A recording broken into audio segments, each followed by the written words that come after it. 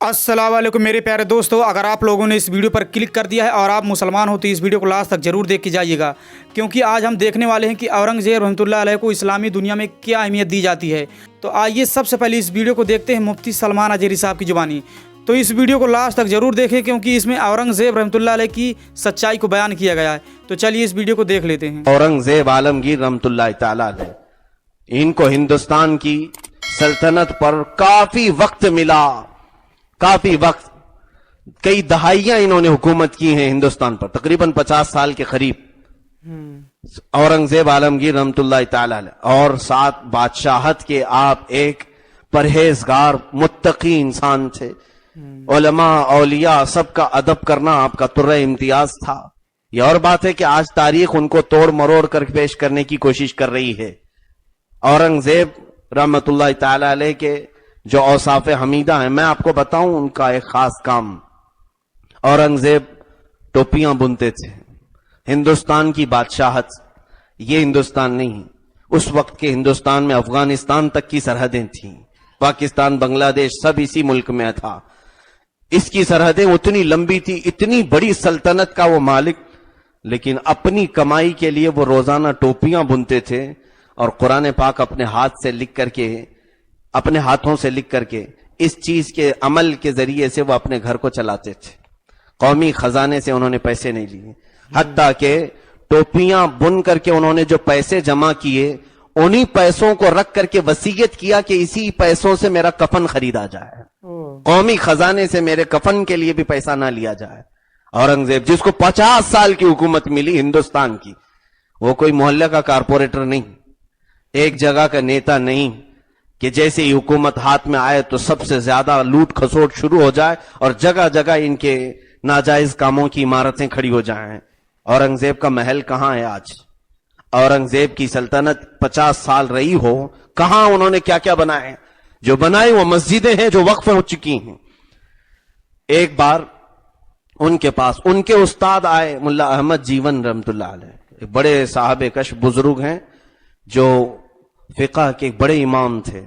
उन्होंने कई किताबें लिखी हैं। मुल्ला अहमद जीवन या औरंगजेब के उस्ताद से मुलाकात के लिए आए, बादशाह से बचपन में पढ़ाया था। उस्ताद जब आए तो इन्होंने अदब व एहतराम किया, कहा हुजूर कैसे आना हुआ? कहा बस फख्र व फाखा बहुत ज्यादा है, गुर्बत और तंगदस्ती भी है। तो बादशाह ने 98 सिर्फ हदिये में दिया अपने उस्ताद को, 98।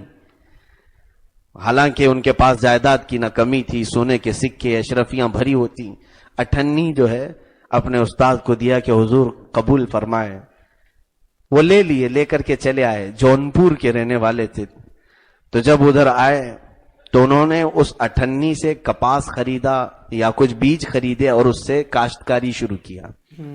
उस काश्तकारी में बरकत इतनी हो गई कि अल्हम्दुलिल्लाह उस माल को बेच करके कई पैसे आए उसमें, और फिर आपने नफा कमाया। कमाते कमाते कई जमीनों के आप मालिक हो गए। 10 साल का अरसा गुजर गया इसी में, 10 साल का अरसा, जब तक औरंगजेब दक्कन की कहीं जंगों में मसरूफ थे। वापस जब दिल्ली पहुंचे, टैक्स वगैरह के मामला देखते थे, खिराज, तो एक वजीर ने कहा कि हुजूर मुल्ला अहमद जीवन आपके उस्ताद हैं, उन पर भी टैक्स लगाना चाहिए। आज बड़े बड़े माल के वो मालिक हो चुके हैं, उनकी कई जायदादें हो चुकी हैं, उनके कई गुदाम हैं उनके माल रखने के। कहा क्या बात करते हो? वो फख्र फाका में थे, तंगदस्ती में थे।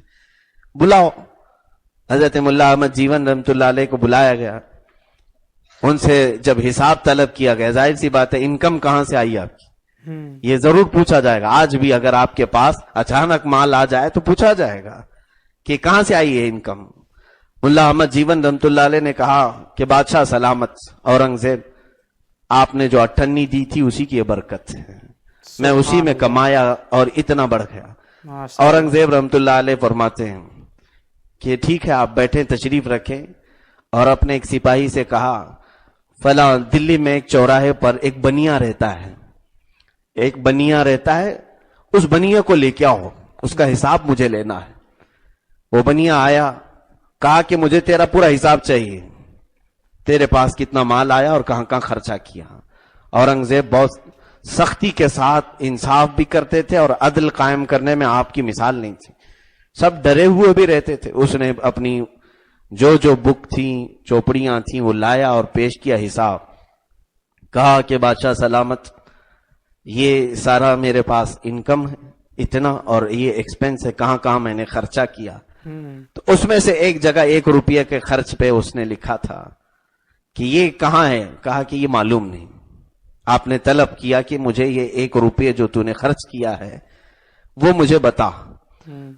तो उसने कहा कि बात दर हकीकत ये है कि बारिश का जमाना था और मेरे घर की छत टूट रही थी, तो मैं बाहर गया मजदूरों को लाने के लिए कि कोई मजदूर मिल जाए। रात के वक्त बारिश में कोई मजदूर नहीं मिलता था।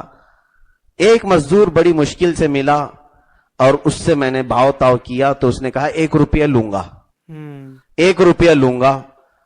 तो कहा कि ठीक है। मैं उसको मजदूर को अपने घर ले आया, वो छत का काम शुरू कर दिया, तामीरी काम जैसा भी हो रहा था, लेकिन उसकी एक शर्त थी कि फजर की नमाज से पहले वो चला जाएगा, फजर की अजान से पहले पहले वो काम खत्म करके चला जाएगा, फजर के बाद वो काम नहीं करता था। अच्छा। कहा फिर वो उस मजदूर को मैंने काम पे लगाया। उसने जब छत का काम शुरू किया, आधा काम हो गया था तकरीबन, अजान होने को आ गई। कहा मैं चलता हूं, अब मेरा काम हो गया, इसके बाद मैं काम नहीं करता हूं। कहा मियां तेरे से मेरे काम पर जो इत्तेफाक हुआ है वो 1 रुपया का था। उस मजदूर ने कहा अगर मैं कल जिंदा रहा तो बकिया काम करूंगा और आधी उजरत मुझे उसकी दे दो। तो ये कहता मैं 1 रुपया निकाल करके अलग रख दिया, उसको 98 दे दिया, और 98 कल के लिए मैंने रख दिया, बाकी की 98 आएगा। लेकिन वो मजदूर दूसरे दिन आया नहीं, मेरी छत ठीक हो गई थी। फिर मैंने मजदूर को तलब भी नहीं किया, वो 98 एक घर पे रखी हुई है और एक 98 उस मजदूर को दे दिया मैंने। वो मजदूर रात को लेकर चला गया। औरंगजेब आलमगीर रहमतुल्लाह अलैह अपने उस्ताद मुल्ला अहमद जीवन से कहते हैं हुजूर वो मजदूर कोई और नहीं, वो औरंगजेब था जो रात के वक्त इस तरह से घूमते थे। कहा बनिया तू जानता है कि वो तेरे घर ठीक करने के लिए जो मजदूर आया था कौन है? वो नहीं पहचाना। कहा औरंगजेब थे। ये रात के वक्त किसी के घर को ठीक करके 98 मजदूरी कमाना।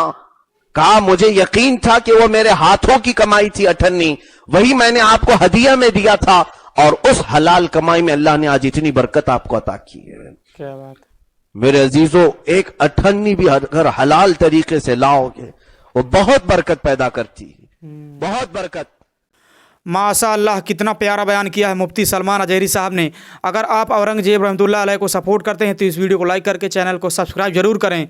तो मिलते हैं नेक्स्ट वीडियो में, तब तक अपना ख्याल रखें।